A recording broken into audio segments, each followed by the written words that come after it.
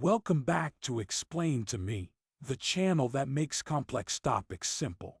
Today, we'll be discussing democracy, a concept that highlights the power of the people and emphasizes the importance of equal rights and freedoms for all citizens.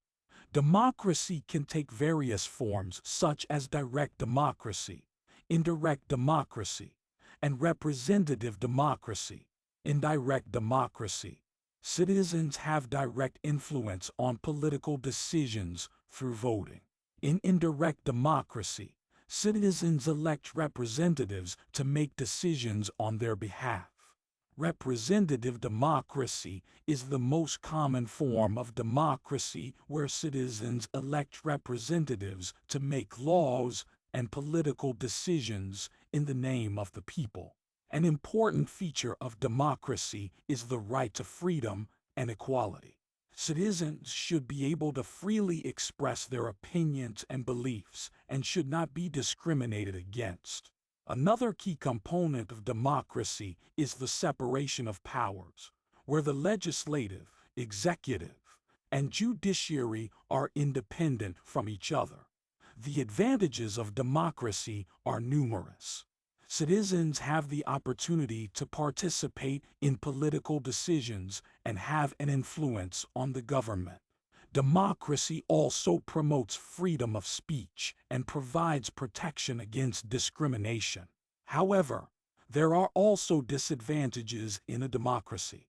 Political instability and inconsistency can often occur, as it can be difficult to reconcile all opinions and beliefs in political decisions.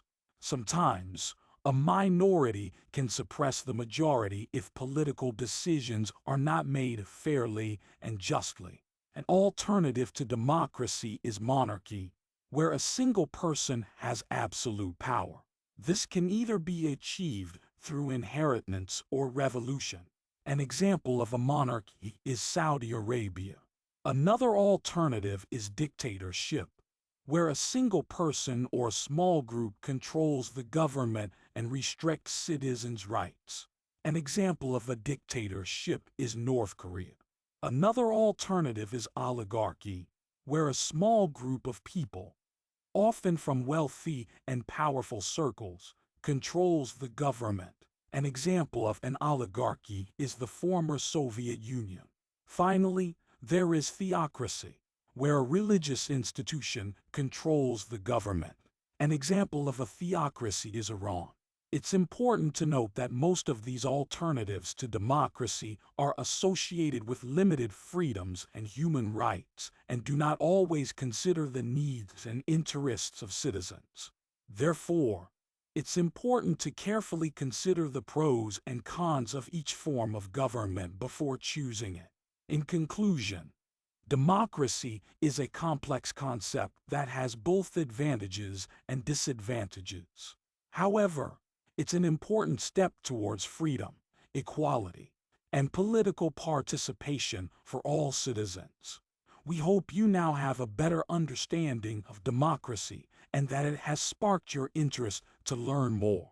If you like the post, please give us a thumbs up and subscribe to our channel so you don't miss any more explanations. You have questions or need more information? Let us know in the comments.